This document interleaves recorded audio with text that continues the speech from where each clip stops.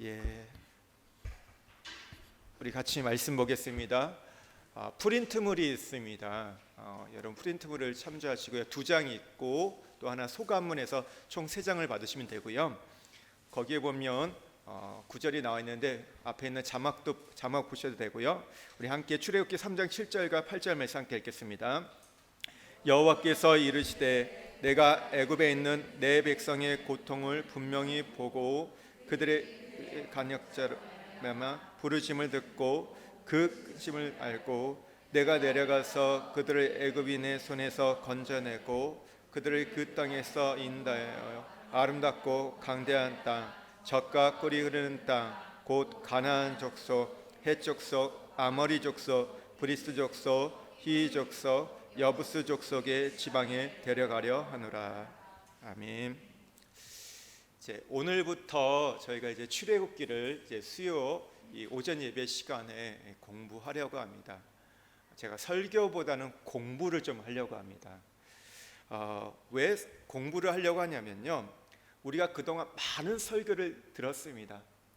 1년이 52주 빠지지 않으면 52번의 설교를 들었고 수요 예배까지 하면 100번이 넘어요.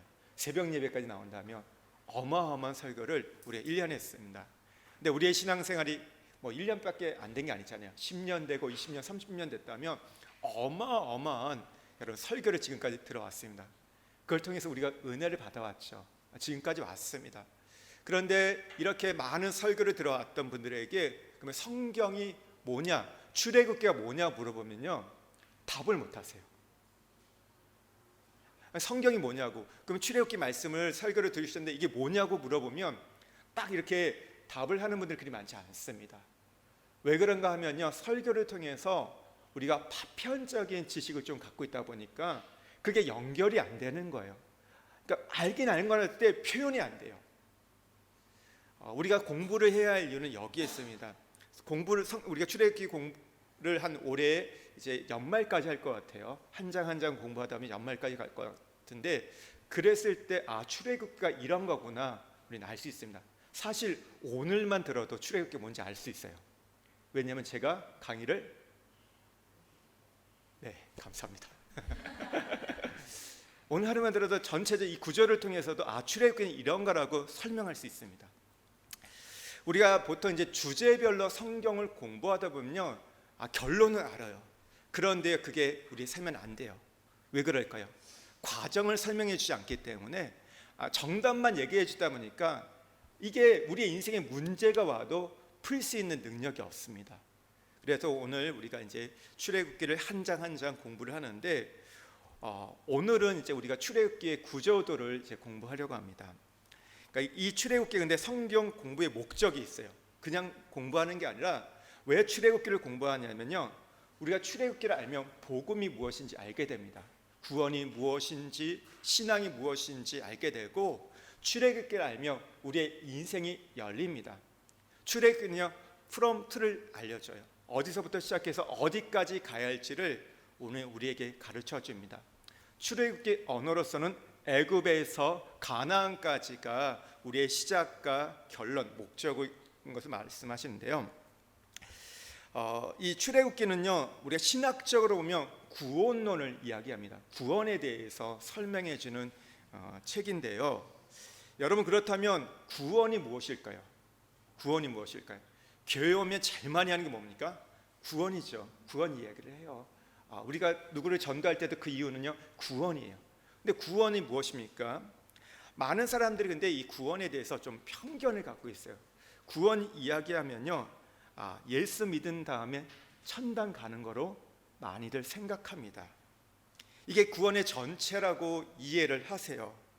그러나 성경이 말하는 구원은요, 그거보다 훨씬 넓고 더 깊은 것임을 우리는 성경을 볼 때 알 수 있습니다.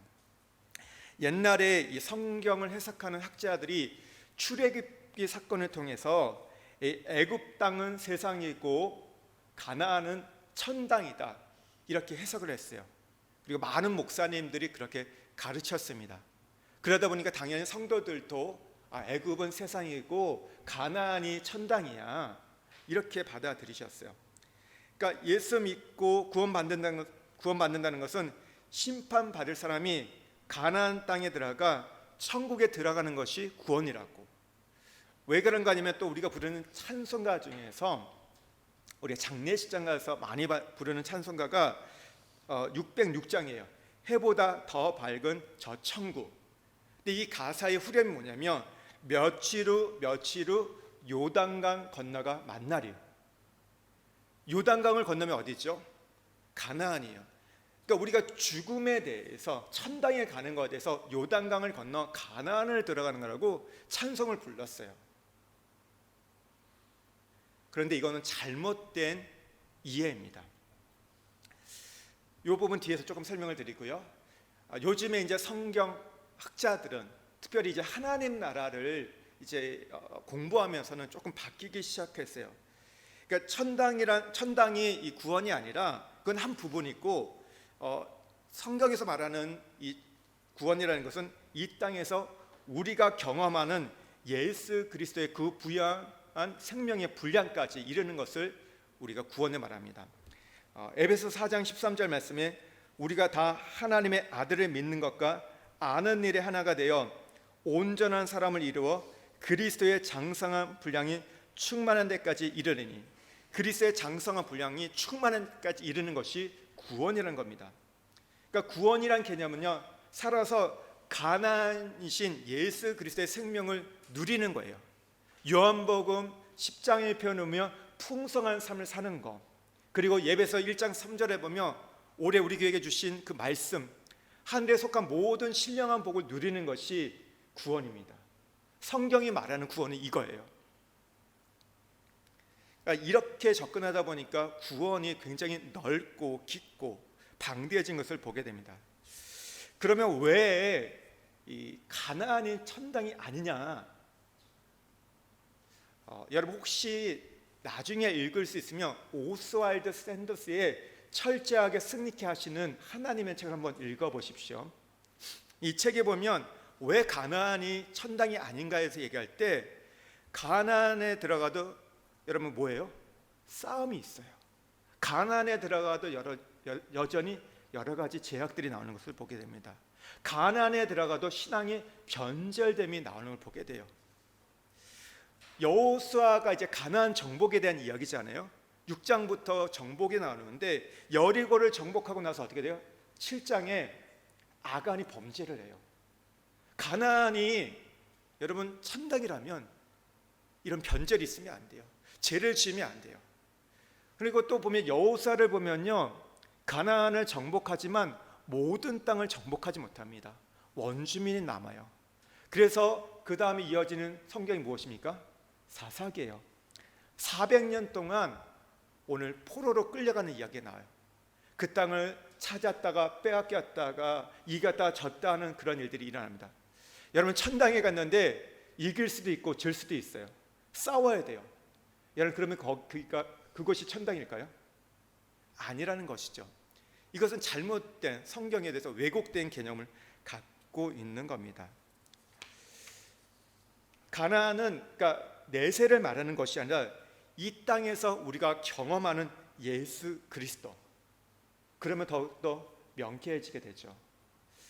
그러니까 출애굽기 사건은 이제 이 구약에 나타난 구체적인 이제 구원이 뭔가를 우리에게 가르쳐주는 원론입니다. 출애굽기는 총 40장으로 되어 있습니다. 40장으로 되어 있어요. 근데 이 내용을 크게 두 부분으로 나눌 수 있는데, 크게 나눈다면 1장에서 12장까지 그리고 13장부터 40장까지인데, 1장에서 12장은 우리가 예전에 말했던 구원받고 천당 간다는 그런 구원에 대한, 요즘에 신학적인 표현하면 칭의에 대해서 이야기하는 내용이에요. 그리고 나서 13장부터 40장은 무엇일까요? 성화에 대한 부분입니다. 구원받고 나서 어떻게 살 것인가, 구원 이후의 삶에 대해서 얘기합니다. 그러니까 퍼센트를 보면 앞에 부분은 30%고 뒤에 부분이 70%예요. 그러니까 성경이 말하는 것은 우리가 구원받는 것에 대해서도 이야기했지만 더 많은 부분들은 구원받은 이후의 삶을 어떻게 살 것인가, 성화에 대해서 더 많이 이야기한다는 거. 그렇다면 우리의 신앙의 포커스가 어디에 있어야 될까요? 구원받은 이후에 성화에 대해서 우리가 관심을 가져야 돼요. 그러나 많은 경우 많은 사람들이 교회를 다니면서도 이 구원에만 매달려 있는 것들을 보게 돼요. 우리의 신앙의 많은 문제가 여기에 있습니다. 그러니까 한국 교회가 어려웠던 이유가 여기에 너무 매여 있었기 때문에 30%에만 매여 있다 보니까 70%에 별로 관심을 갖지 않다 보니까 교회 안에 많은 문제가 일어나게 됐다는 것이죠. 신약에서는 로마서가 출애굽기와 비슷한 이야기입니다. 그러니까 로마서도 구원론을 얘기하는데요. 이제 이 부분을 뒤에서 한번 조금 설명을 드리고요. 그러면 이제 우리가 출애굽기 전체 내용을 통해서 우리가 경험할 수 있는 구원에 대한 이야기는 무엇이냐? 그러니까 출애굽기의 여러분 전체를 설명할 수 있는 이 40장의 가장 핵심이 되는 요절이 바로 오늘 우리가 읽은 출애굽기 3장 7절과 8절 말씀입니다. 다시 한번 우리가 이 말씀을 읽어볼게요. 함께 읽겠습니다. 여호와께서 이르시되 내가 애굽에 있는 내 백성의 고통을 분명히 보고 그들의 감독자로 말미암아 부르짐을 듣고 그 근심을 알고 내가 내려가서 그들을 애굽인의 손에서 건져내고 그들을 그 땅에서 인도하여 아름답고 강대한 땅 젖과 꿀이 흐르는 땅 곧 가나안 족속, 헷 족속, 아모리 족속, 브리스 족속, 히 족속, 여부스 족속 지방에 데려가려 하노라. 오늘 우리가 이 두 구절만 이해를 하면요, 오늘 출애굽기 전체를 이해할 수 있습니다. 출애굽기 전체의 구조도가 여기에 있어요. 이것만 하면 오늘 공부 다 끝났습니다. 이제 이 말씀을 조금 공부해 보려고 하는데요. 여러분 7절과 8절 말씀에서 동사를 좀 찾아보십시오. 7가지 동사가 나와요. 7개의 동사가 나오는데 한번 밑줄을 그어 보십시오.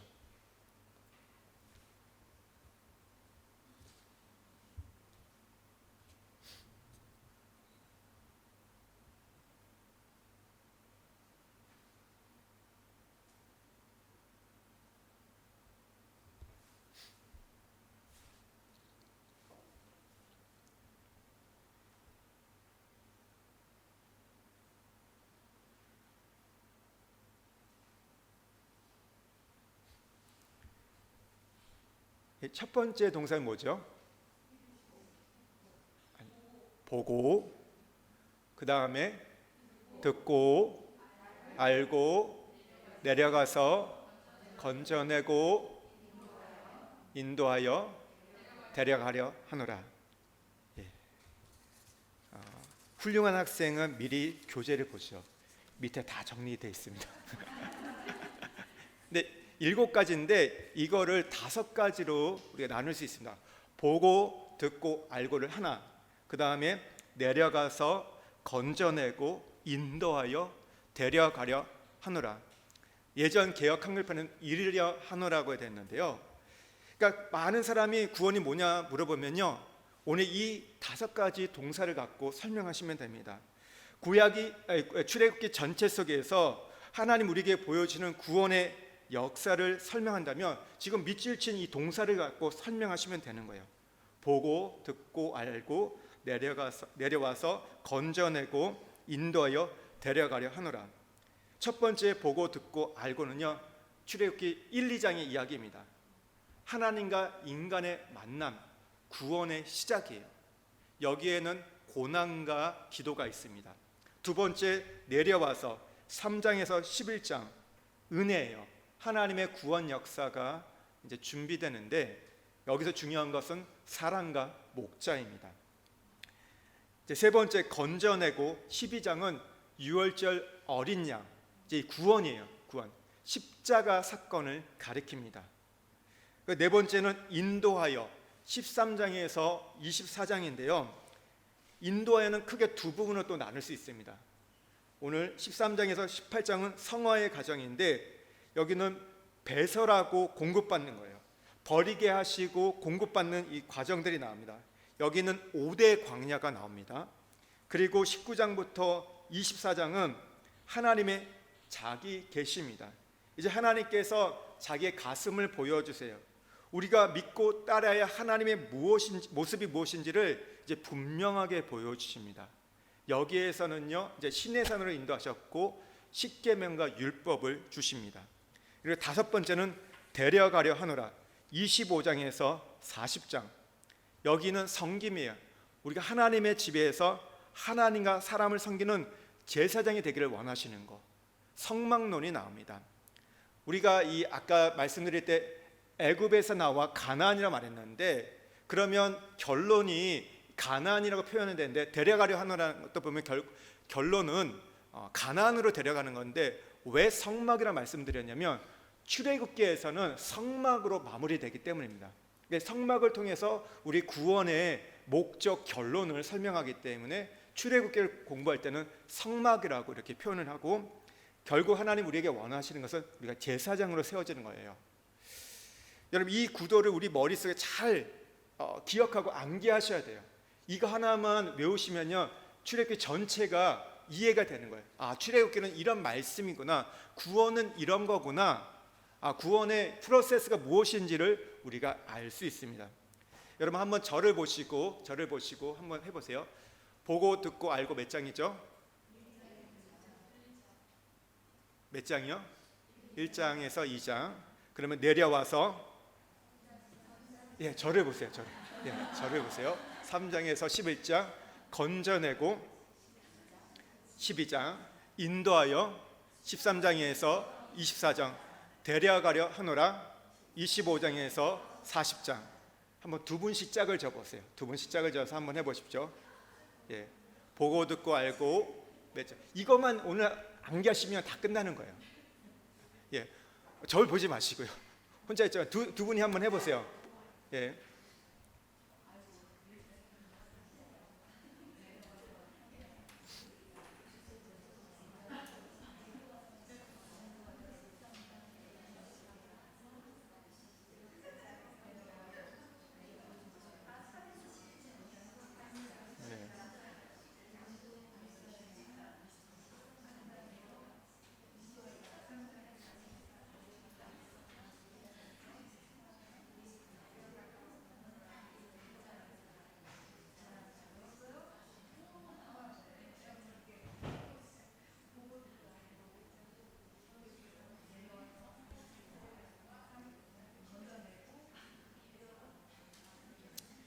예, 이제 저를 보시고요.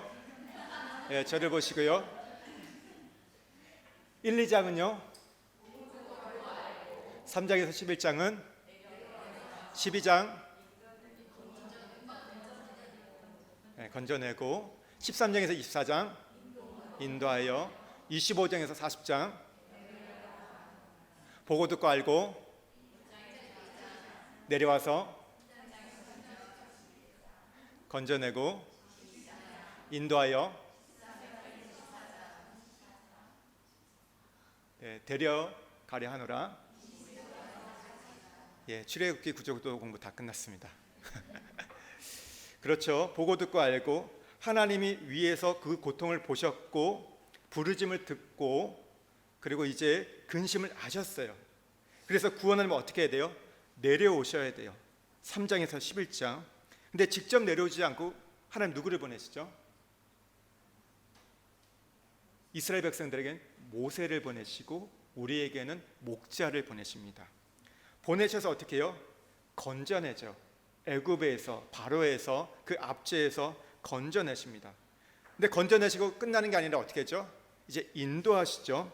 인도하여가 몇 장이죠? 13장에서 24장. 광야로 인도하세요. 시내의 산으로 인도하시고, 그리고 이제 마침내 약속하신 곳으로 데려갑니다. 몇 장이죠? 25장에서 40장. 이제 성막으로 우리를 인도하시고 가나안을 인도하셔서 우리가 제사장으로서 하나님을 섬기고 사람을 섬기는 자로 세우는 것이 오늘 출애굽기를 통해서 우리에게 보여주시는 구원의 오늘 목적이라는 것이죠. 여러분, 조금 이해가 되세요? 이해가 되시나요? 하실 수 있는 분 나와서. 네. 공부는 시키는 겁니다. 예, 공부는 시키고, 또 하나 공부에는 숙제가 있다는 거. 네. 다음 주에 요거를 외워오셔야 돼요. 다음 주에 외우시는데요.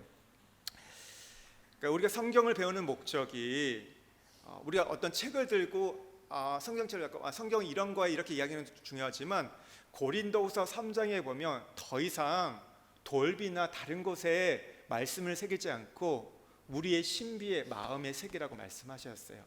그렇기 때문에 오늘 우리가 뭐 낱낱이 구체적으로 다 알면 좋겠지만 그렇지 않을지라도 이 전체적인 성경, 이 출애굽기 무엇인지를 알고 우리 가슴에 새겨서 전달할 때 그것이 은혜가 됩니다. 이제 좀 더 이제 구체적으로 한번 살펴보겠습니다. 보고 듣고 알고 1, 2장인데요. 하나님과 인간의 만남, 구원의 시작입니다. 1장은 구원의 출발, 이 하나님의 구원을 요청하는 인간의 절망적인 환경이 나옵니다. 고난이 나오게 돼요. 2장은 구원을 위한 준비인데요. 하나님께서 80년 전에 구원자를 준비합니다. 모세를 준비하시죠. 근데 이때 뭐가 동반되냐면 기도가 나옵니다. 구원이라고 하는 것은 하나님과 인간이 만나는 사건인데 짝사랑만 가지고는 구원이 이루어질 수 없습니다. 하나님이 우리에게 찾아오시는데 우리가 그거에 대해서 반응하지 않으면 구원이 이루어지지 못해요.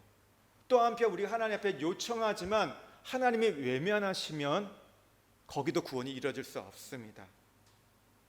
구원은 하나님이 나의 상황을 보시고 내가 하나님의 도우심이 필요하다는 사실을 우리가 깨닫고 하나님 앞에 부르실 때, 기도할 때 이제 하나님께서 그 기도를 들으시고 나의 삶에 찾아오셔서 여러분 그때 이제 구원의 역사가 일어납니다. 하나님은 우리를 구원하기 위해서요, 인간을 우원하기 위해서 반드시 문제를 주십니다. 우리는 이것을 보통 고난이라고 표현하는데요.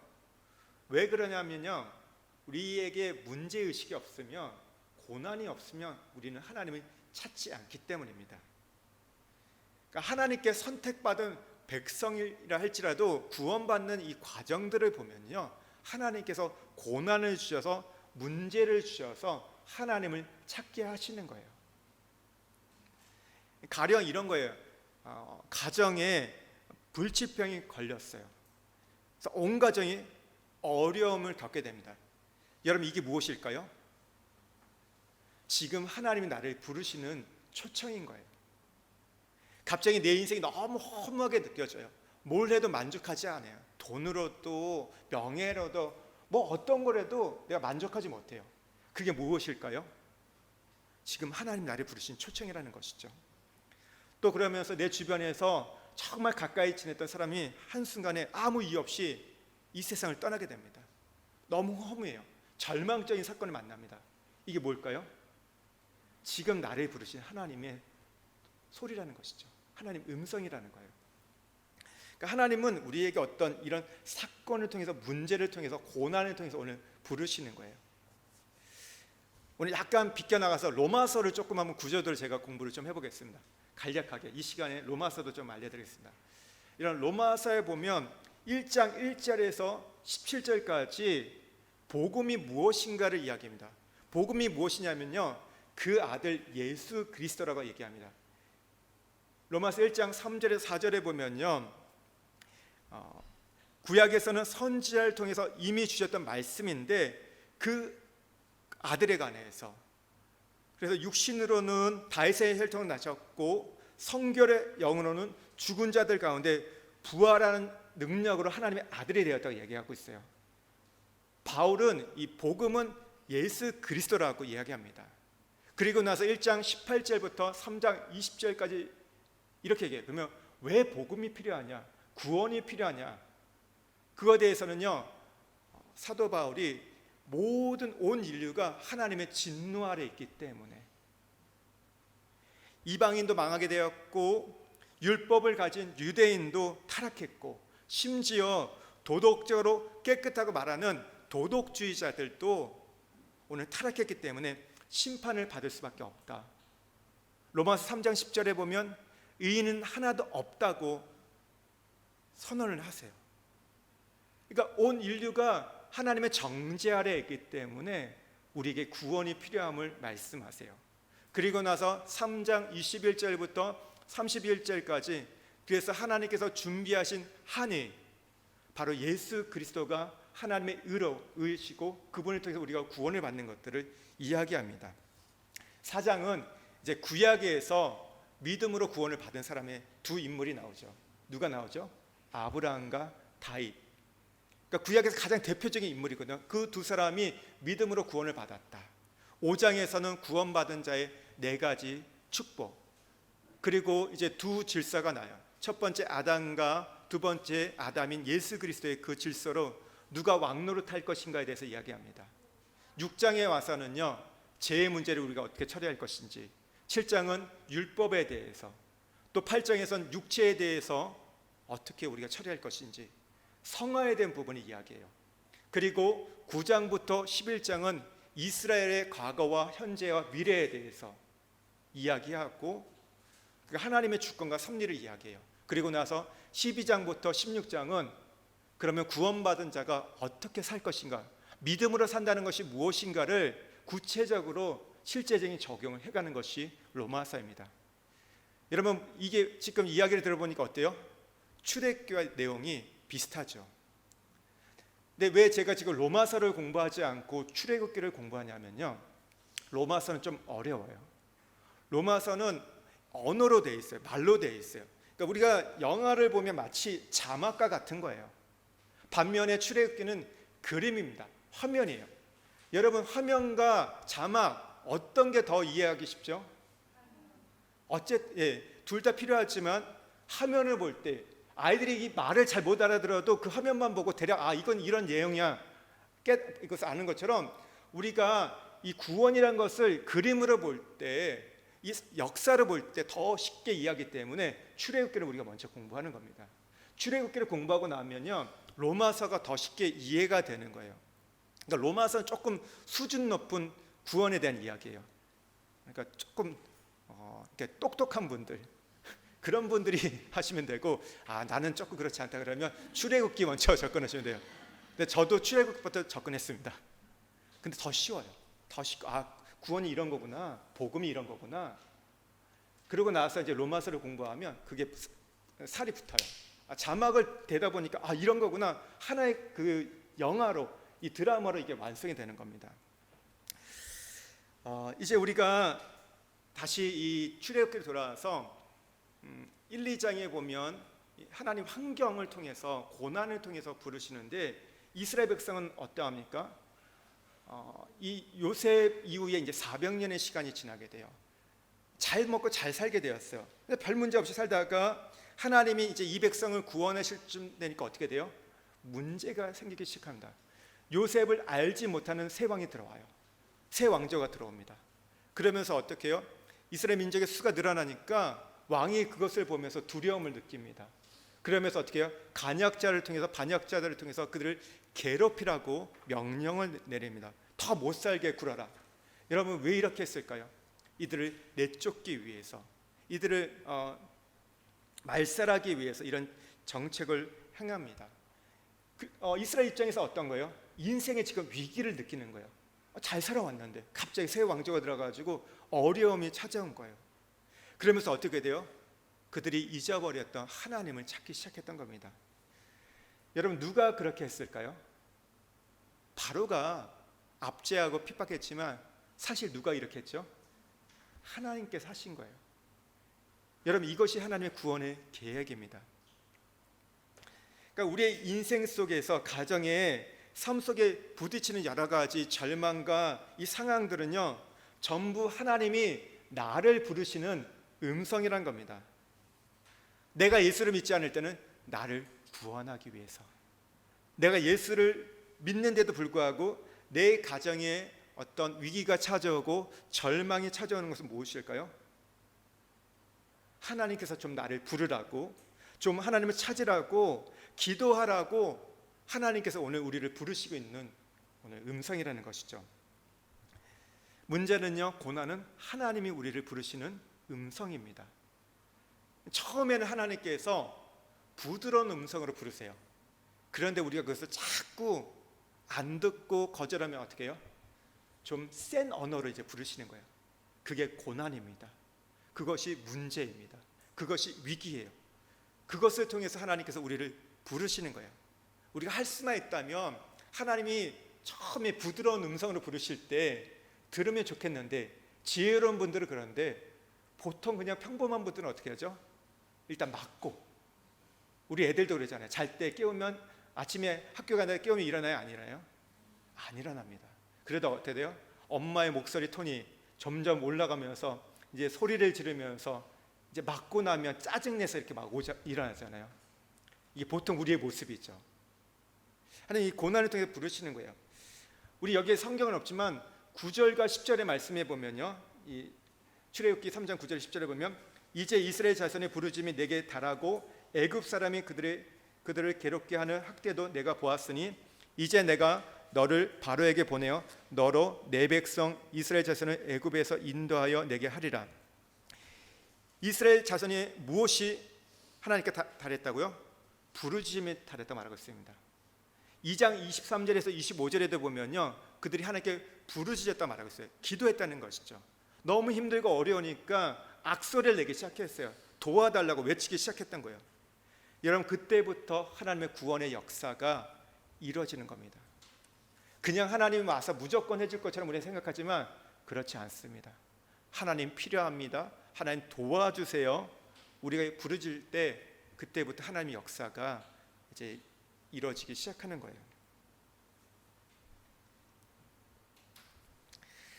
우리가 이후에도 이제 쭉 보면요, 이 출애굽기 공부를 하면서 인지할 수 있는 게 14장에 보면 홍해 사건이 나와요.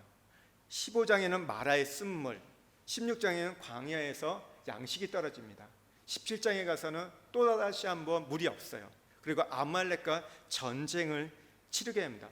이것들은 다 괴로움들이에요. 근데 이 괴로움들은 어떤 사건이었을까요? 이스라엘 백성들을 구원하려는 하나님의 구원 사건이었습니다. 이것은 더 큰 은혜를 주시기 위해서, 더 크게 훈련시키기 위해서, 더 풍성한 영적인 세계를 경험하기 위해서 문제를 주신 거예요. 이 문제를 만날 때 사람은 두 가지로 반응합니다. 오늘 이스라엘 백성과 모세의 반응이 나오는데, 문제를 만날 때 이스라엘 백성들은 어떻게 반응하죠? 원망하고 불평하고 짜증합니다. 반면에 모세는 어떻게 하죠? 오히려 하나님께 감사하고 찬양해요. 그러면서 기도합니다. 기도할 때마다 어떻게 돼요? 그 문제가 해결되었고 새로운 세계가 열리게 되었어요. 그러니까 문제와 고난은 우리의 인생의 비극이 아니라 하나님의 부르시는 음성이고 우리에게 새로운 세계를 열기 위한 하나님의 초청이라는 것이죠. 이스라엘 자손의 이 부르짖음이 하나님께 달했을 때, 그 부르짖음이 하나님께 들렸을 때 하나님 찾아오기 시작했어요. 그래서 이제 두 번째 3장에서 11장 내려오세요. 그런데 하나님이 직접 오시는 것이 아니라 하나님께서 목자를 통해서, 모세를 통해서 내려오십니다. 이제 인간을 통해서 역사하시는 거예요. 여기서부터는 그래서 우리의 인생에 있어서 누구를 만나냐가 굉장히 중요합니다. 하나님 우리에게 사람을 보내주시는데 우리는 그것을 목자라 얘기하는데, 목자를 통해서 우리를 구원해 가세요. 보세요. 이스라엘 백성들이 구원을 받는 데 있어서 그들이 한 일이 있을까요? 없을까요? 아무것도 없어요. 그냥 기도한 것밖에 없어요. 그랬더니 하나님께서 모세를 보내셔 어떻게 하세요? 그 애굽에서 바로의 압제에서 대신 싸워주게 하고 모세를 통해서 구원하는 걸 보게 됩니다. 여러분, 우리가 구원을 받을 때요, 구원은 예수님이 구원하시지만 그러나 사람을 보내주셔서 우리가 구원의 길로 인도하신다는 것. 여러분, 이 과정에서 말씀드렸던 것처럼 이스라엘 백성이 했던 게 없어요. 다 모든 것이 하나님께서 해주신 거예요. 사람을 보내주시고 목자를 보내주셔서. 우리는 이것을 은혜라고 이야기합니다. 은혜가 무엇이죠? 하나님이 우리를 찾아온 사건을 은혜라고 말하고 있어요. 내 어떤 공로와 수고와 행위가 없는데, 열심이 없는데 일방적으로 베풀어 주시는 것. 구원이라는 것은요, 하나님의 일방적인 은혜입니다. 선물입니다. 우리의 어떤 공로와 의를 통해서 이루어지는 게 아니라는 것이죠. 3장에 보면 이제 그래서 호렙산의 영적 체험이 있죠. 그래서 모세를 부르시잖아요. 모세를 부르시고 이제 4장에서는 하나님이 모세와 함께하는 동행 표지를 3가지를 보여주세요. 그리고 5장에서 이제 바로 앞에 가서 내 백성을 보내라고 모세가 선포하기 시작합니다. 6장에서 이제 하나님의 이름 여호와를 나타내고 7장에서 11장까지 10가지 애굽의 재앙이 내립니다. 이 재앙을 통해서 뭐예요? 애굽 땅에 있었던 10가지 우상들을 깨트려요. 그리고 마지막 장자의 사건을 통해서 이제 이스라엘 백성들을 구원하시는 일들이 나타나는데 12장에 이제 건져내고 이제 유월절 어린 양 사건입니다. 문설주 임박마다 피를 바른 가정에 그 가정에는 죽음의 사자가 그냥 지나가죠. 그것을 우리가 패스오버라고 하는데 여기서 이제 유월절이라는 말이 나오죠. 여기서 구원을 하세요. 반면에 그 유월절 어린 양 피가 없는 가정은 어떻게 돼요? 애굽에 있는 모든 가정은 장자가 죽음을 당하게 됩니다. 왜 장자가 죽음을 당할까요? 그건 하나님이 앞에서 경고하셨기 때문이에요. 혹시 성경에 있으면요, 출애굽기 4장 22절에서 23절 말씀 한번 보십시오.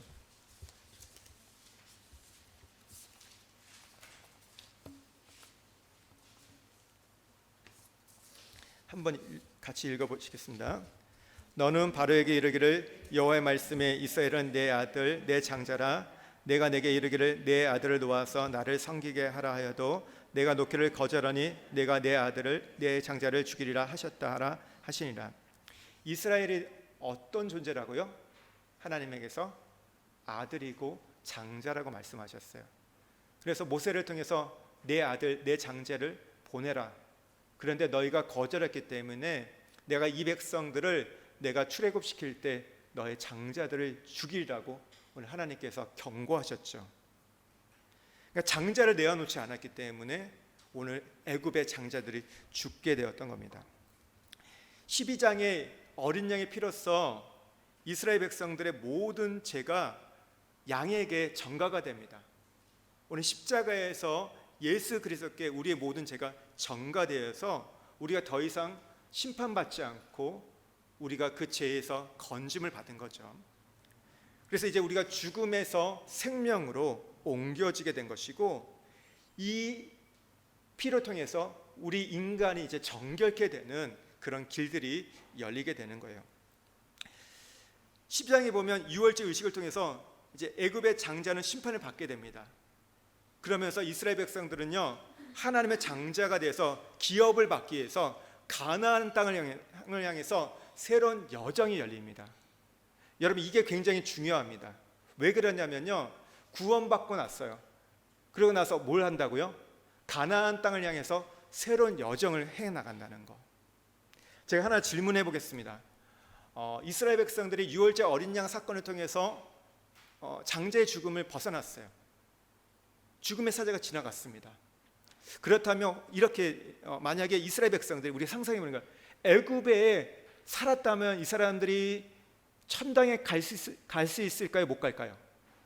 구원을 받을까요? 못 받을까요?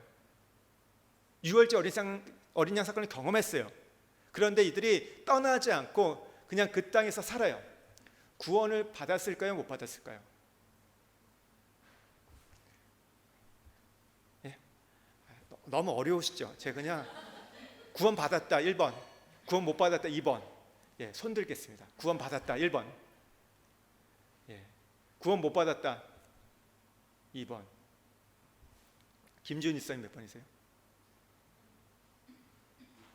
2번이요. 네, 감사합니다. 이렇게 틀려주는 분이 계셔야지만 제가 할 말이 있습니다. 구원 받았죠. 유월절 어린 양 사건, 십자가를 경험하면, 예수님을 믿으면 다 구원을 받는 거예요. 근데 문제가 뭐예요? 구원 이후의 삶이 없는 거죠. 진짜 성경이 말하는 구원 이후에 그 그리스도의 그 생명의 분량, 그 충만한 분량을 경험하지 못하는 거예요. 하늘의 신령한 복을 못 누리는 거예요. 거기 살아도 괜찮아요. 그러나 여전히 어떻게 돼요? 바로와 애굽의 세상의 압제 아래 사는 거예요. 그럴 때 우리가 하는 말이에요. 예수 믿고도 지옥 사는 거예요. 빼앗기고 속박당하고 노예의 삶을 사는 거예요. 거기서 나와야지 이제 구원이, 진짜 구원이 시작되는 거예요. 구원이 무엇인지 알게 되는 거예요. 내가 예수를 믿는다고 하면서 진짜 그것이 무엇인지를 아는 거예요. 왜 제가 이 질문을 했냐면, 오늘날 너무 많은 사람이 유월절 어린 양 사건을 경험했어요. 예수를 믿어요. 그런데 애굽을 떠나지 않고 있다는 거, 바로의 압제를 벗어나지 않고 있다는 거, 그러다 보니까 속박 가운데 노예된 인생을 살고 있는 거예요. 여전히 세상 가운데 사단 가운데 지배받으면서 빼앗기는 인생을 살고 있다는 거예요. 그게 지긋지긋해서 예수를 믿었는데 안 나오고 있어요. 여기에 문제가 있는 겁니다. 우리 신앙생활의 문제가 여기 있는 거예요. 그래서 하나님께서는 이 유월절 어린 양 사건을 경험한 사람들을 어떻게 해요? 밤에 급하게 불러내세요. 그래서 이제 여행을 떠나게 하시죠. 가나안 땅을 이제 가게 하시는데 광야를 거쳐 가게 하시는 거예요. 이제 인도에 내십니다. 인도에 내세요.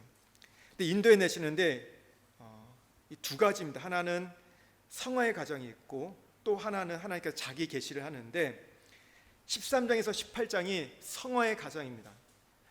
이 성화의 과정이라는 것은 하나님께서 우리의 영혼을 예수 그리스도의 피로 구원해 주셨지만 이 피로서 깨끗해진 사건이 아직 우리의 인격과 성품과 성격, 그 생각하는 인식, 가치관은 변화되지 않았어요.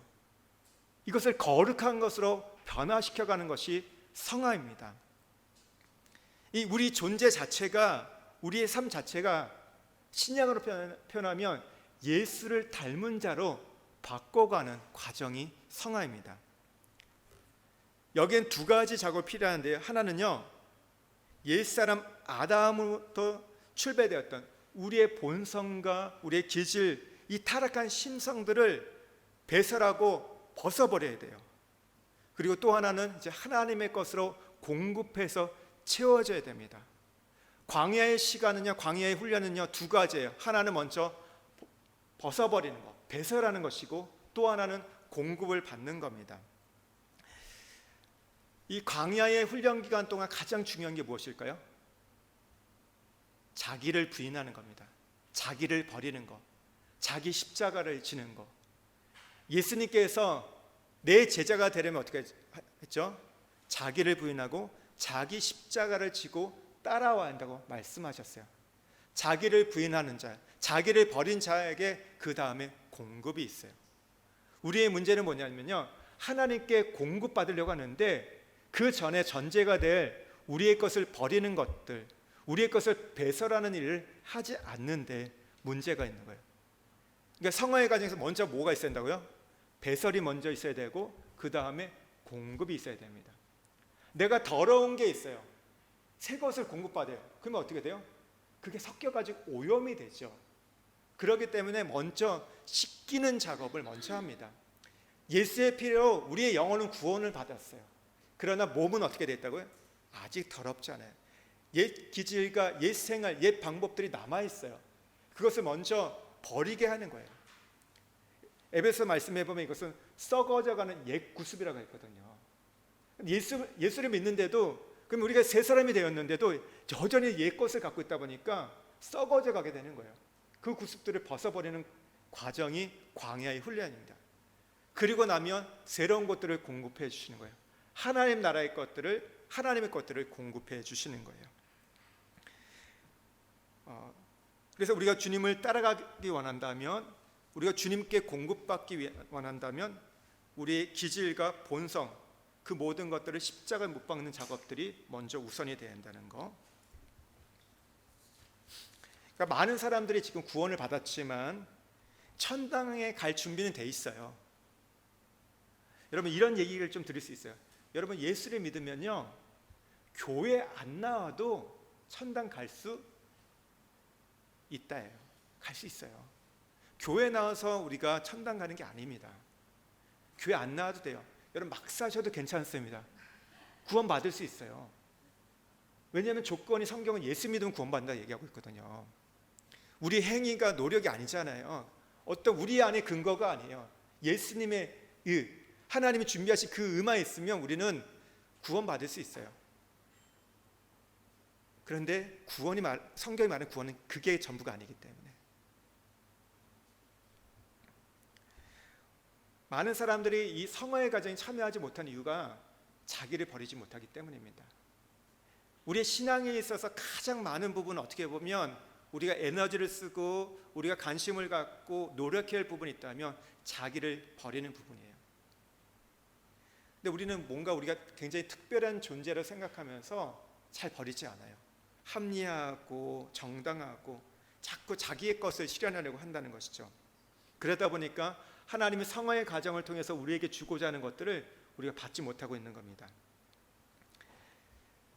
13장에서 18장을 보면 이 그리스도 생활 가운데 굉장히 중요한 과정을 담고 있는데, 성화의 과정인데요, 이 과정을 이루는 데 보면요 반드시 위기가 또 함께 따라오는 걸 보게 됩니다.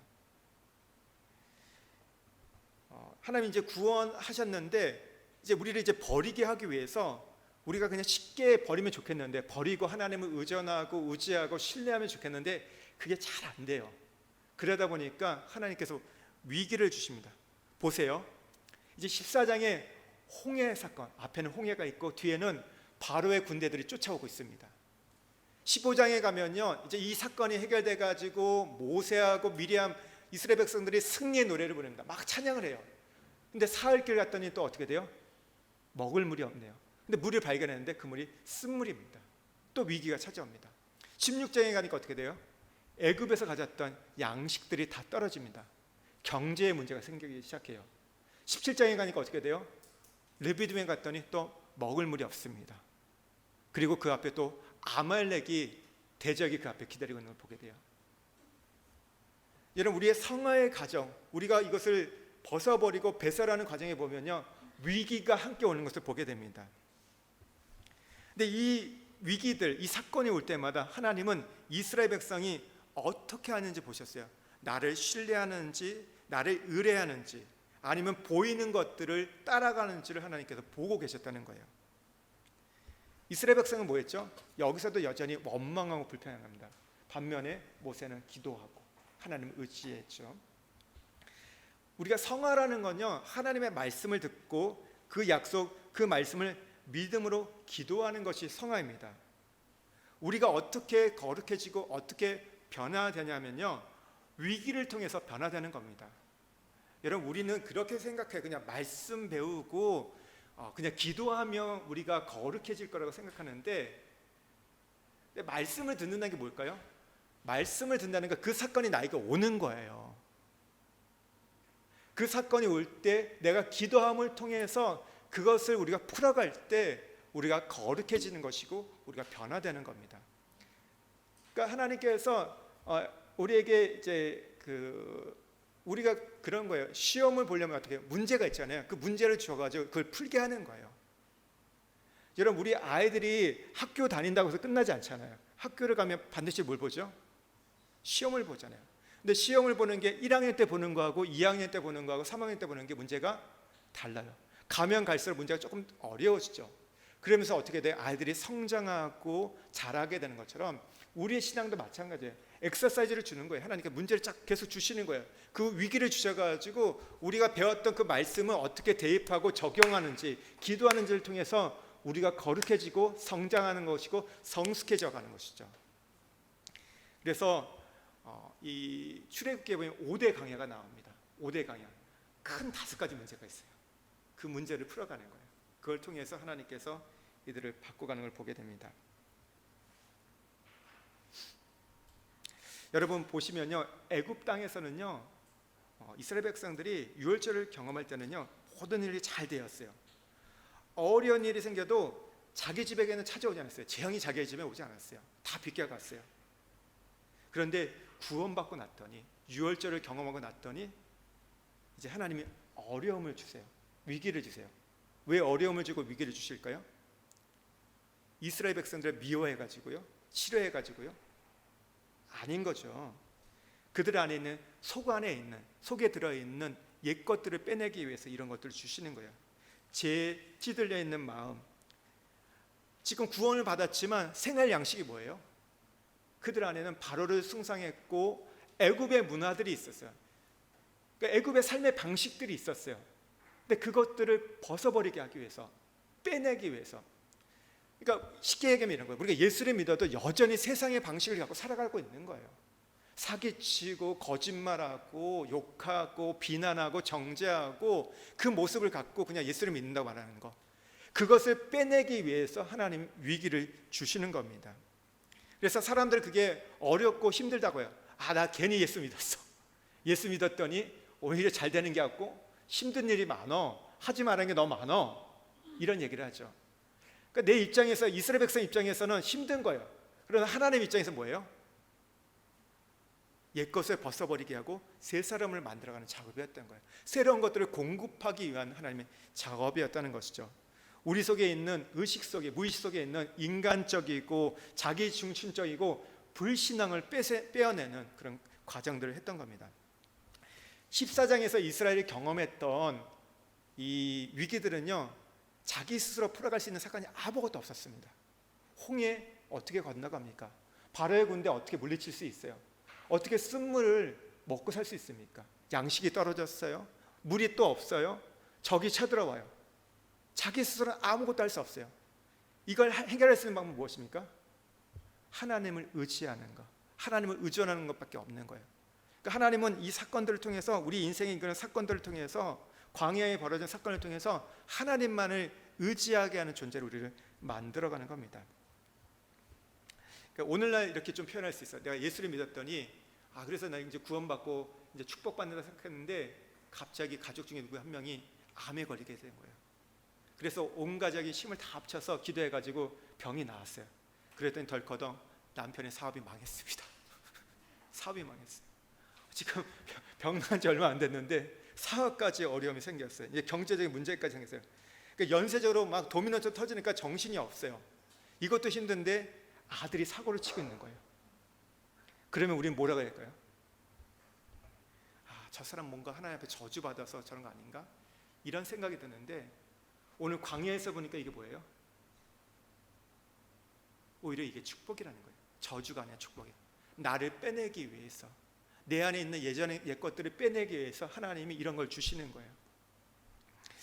우리가 생각하는 축복이라는 것은요, 외적인 걸 많이 생각합니다. 돈 많이 벌고 사업이 잘 되고 자녀들이 공부 잘하는 거, 이게 축복이라 생각하는데 뭐 축복의 일부분 맞죠. 그러나 이것은 유한한 축복입니다. 아무리 길어봤자 60년, 70년 축복이고, 성경이 말하는 축복은 우리가 이 땅을 살면서 구원을 경험하고 우리의 인격 속에, 우리의 삶 속에 예수 그리스도의 형상을 닮아가는 것이 진정한 축복이라고 말씀하세요. 많은 사람들이 우리가 예수를 믿는다고 하면서도 여전히 구원의 개념, 축복의 개념을 물질적인 것, 현실적인 것에만 두다 보니까 우리가 옛것을 버리려고 하지 않아요. 더 많은 것을 가지려고만 할 뿐이지, 더 많은 것을 내가 소유하려고 할 뿐이지 버리려고 하지 않는다는 것이죠.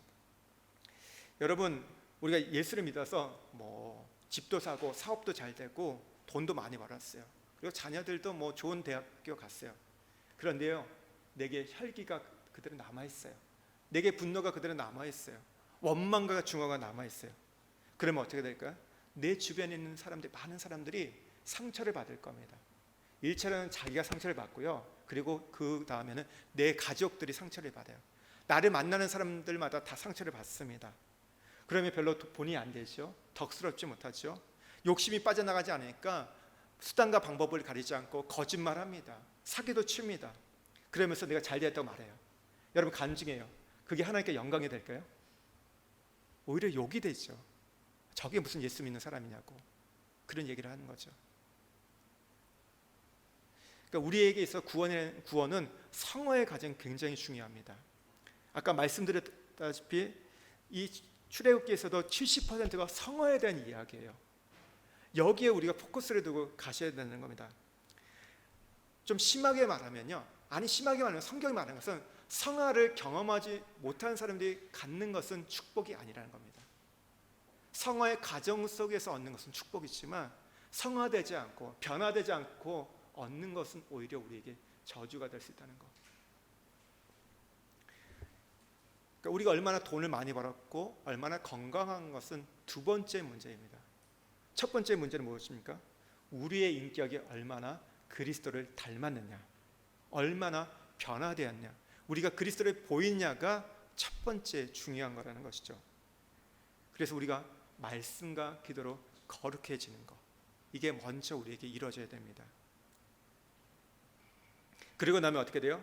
우리가 버리고 나면 그 다음에 하나님이 채워주신다고 말씀하세요. 공급해 주신다는 거. 그러니까 이 순서를 바꾸시면 안 돼요. 순서를 바꾸시면 안 돼요. 배설하고 나서 공급을 받아야 돼요. 이제 19장부터 24장에 하나님의 자기 계시가 나옵니다. 광야에서 이제 하나님 시내산으로 이스라엘 백성들을 인도하셔가지고 하나님이 어떠한 분인가를 알려줘요. 아직까지는요, 이스라엘 백성이 하나님이 어떠한 분인지를 잘 몰라요. 구원은 받았지만, 이렇게 인도를 지금 받아보지만 아직은 정확하게 하나님이 어떠한 분인지를 알지 못합니다. 우리 가운데도요, 하나님을 잘 모르면서도 신앙생활하는 분들이 많으세요. 19장에서 이제 하나님께서 시내산 앞에서 이스라엘 백성을 구원하신 목적이 내가 열방의 제사장 나라를 너희를 세우기 위해서 구원하셨다고 말씀하세요. 그리고 나서 20장에서 우리가 잘 아는 십계명을 주세요. 하나님의 정체성을 말씀하시고 21장부터 23장까지는 하나님의 백성으로서 살아가야 할 그 법들을 주세요. 사회법이 나오고 도덕법이 나오고 여기에 이제 종교적인 법들이 나옵니다. 이런 것들을 주세요. 그리고 이제 24장에서 언약 백성으로 세워가시는 걸 보게 됩니다. 그러니까 십계명과 율법을 주시는데 이걸 통해서 이런 거예요. 내가 좋아하는 것은 이거다. 내가 싫어하는 것은 이거다. 너희가 이런 거 하면 나에게 진노를 받는다. 심판을 받는다. 저주를 받는다. 그러나 이런 것을 하면 내가 너희에게 축복을 해준다고 하나님께서 말씀하기 시작합니다. 그러니까 하나님께서 이제 자기의 마음을 여시는 거예요. 자기의 가슴을 보여주는 겁니다. 이게 신약으로 오면 마태복음에 있는 산상수훈이에요. 5장, 6장, 7장의 이야기를 하시는 거예요. 하나님의 백성이 살아야 할 삶의 윤리가 무엇인지, 원칙이 무엇인지를 가르쳐 주시는 거예요. 처음부터 하나님이 우리에게 원칙과 하나님의 어떤 원리를 가르쳐 주지 않으세요. 베풀어 주세요. 그리고 훈련시키면서 어느 순간 오면 우리가 신의 산까지 도달하면 그때 하나님이 자기 계시를 하는 거예요. 내가 이런 자다.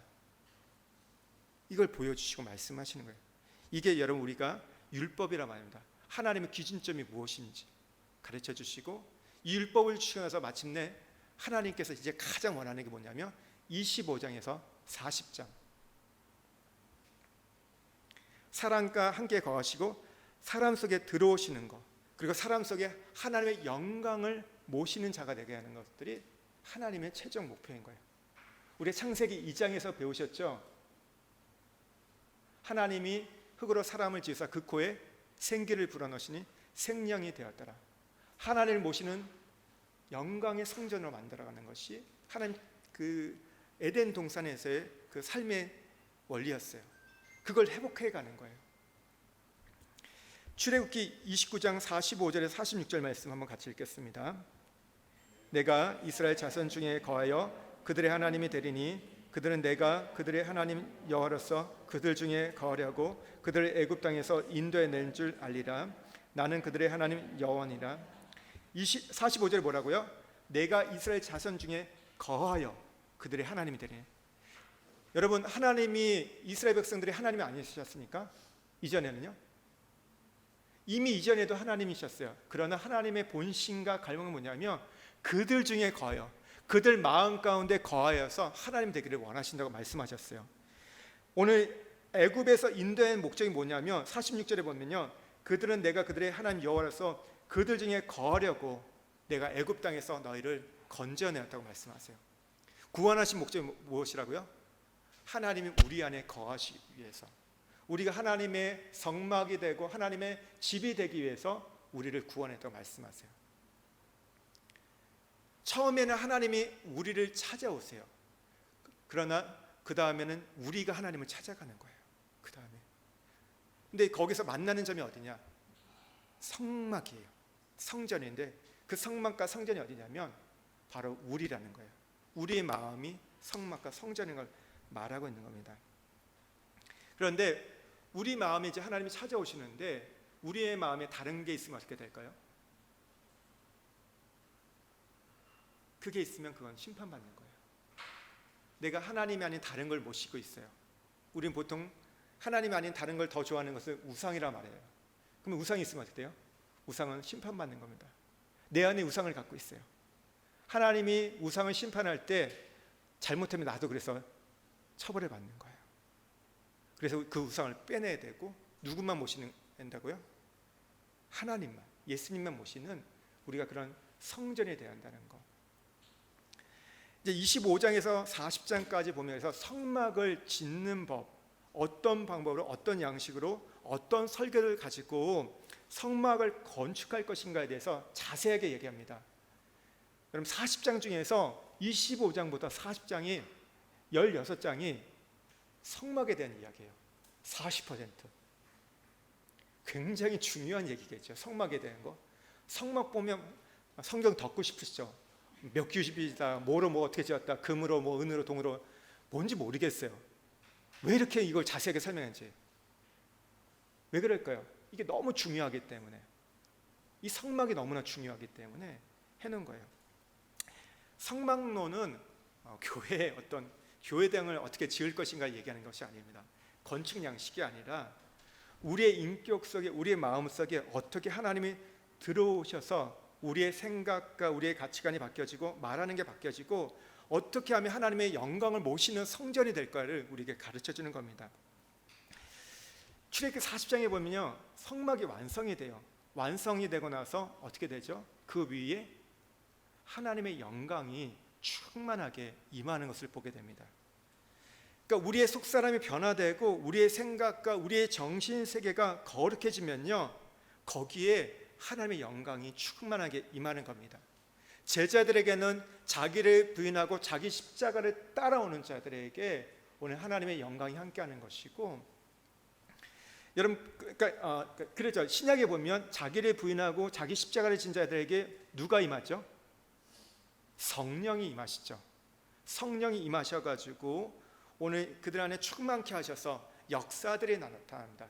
귀신을 내어쫓고 병든 자를 고치고 하나님의 나라를 건설하는 일들이 일어나게 돼요. 그래서 구약에서는요, 오늘 성막의 건축을 통해서, 신약에서는 성령 세례를 통해서 이제 그 하나님의 영광의 충만함들이 나타나기 시작한다는 것이죠.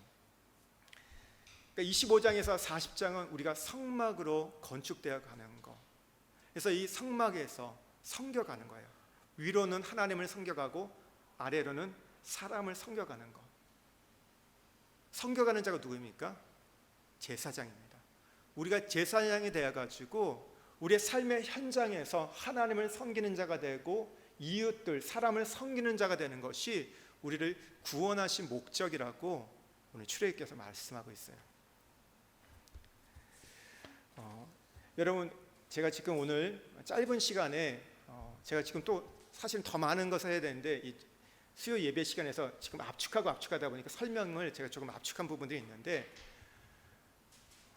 오늘 제가 일단 구조도를 말씀을 드렸어요. 우리를 구원하신 그 목적에 대해서도 말씀을 드렸는데, 이걸 다시 한번 여러분들이 돌아가서 리마인드를 좀 하십시오. 그러기 위해서 일단 수요 예배를 녹음하기로 했어요. 지금 녹음하는 걸 알고 있는데 유튜브에 올릴 예정입니다. 그래서 가서 한번 다시 들어보시고요. 일단 전체적인 이 구조도, 이 부분을 먼저 이해하십시오. 그리고 제가 이제 다음에 얘기할 때 다시 한번 이 출애굽기 전체 숲을 이야기를 할 겁니다. 다시 한번 각 장의 내용들을 정리하면서 한 번 더 갈 거고, 그리고 나서 한 장 한 장 들어갈 거예요. 그러니까 출애굽기 1장 무엇이고 2장은 더 구체적인 내용들을, 나무는 이제 지금 말고 두 번째부터, 두 번째는 한 번 더 설명하고 세 번째 시간에 이렇게 얘기를 드릴 겁니다. 그래서 한번 보시고요. 또 하나, 이게 자칫 잘못하면 공부하다 보니까 지식으로 갈 수가 있습니다. 그래서 여러분에게 필요한 게 뭐냐면 소감문을 드렸어요. 제가 수요 예배 처음 할 때 한 번 하고 안 했는데, 아까 말씀드린 공부에는 뭐가 반드시 따른다고요? 숙제가 따릅니다. 그래가지고 이번에 숙제가 두 가지예요. 이 구조들을 외우는 거하고, 하나는 소감문을 쓰십시오. 한번 내용을 요약하고 새롭게 깨달은 거 결단하고 적용하고 기도문을 적으십시오. 다음부터는 숙제는 발표한다. 한 분씩 발표한다. 시간상 다 모든 분을 시키지 않지만 제가 마음이 가는 분, 그날 제가 굉장히 좋아하는 분한테 이제 제가 그 일들을 이렇게 하게 하겠습니다. 그래서 꼭 적어 오십시오. 마지막 한번 정리하고 이제 마무리하겠습니다. 1장, 2장, 3장, 11장, 12장, 13장, 24장, 25장, 40장, 보고 듣고 알고 내려와서 3장에서 11장 건져내고 인도하여 데려가려 하노라. 보고 듣고 알고 내려와서 건져내고 인도하여 데려가려 하노라. 25장에서 40장 13장에서 24장 12장 3장에서 11장 1, 2장 어떻게 말해도 이게 딱 구조도가 먼저 잡히시면요, 우리가 그 나무를 보면 나무가 뭐가 있는지 알지만 더 중요한 것은 그 숲이 어떠한지를 봐야 돼요. 그래서 전체적으로 이걸 외우십시오. 안 되면 그냥 외우시면 돼요. 일단 외우셔가지고 그냥 이게 그냥 슬슬 나올 수 있도록. 1, 2장 3장에서 11장 12장 13장에서 24장 25장에서 40장 보고 듣고 알고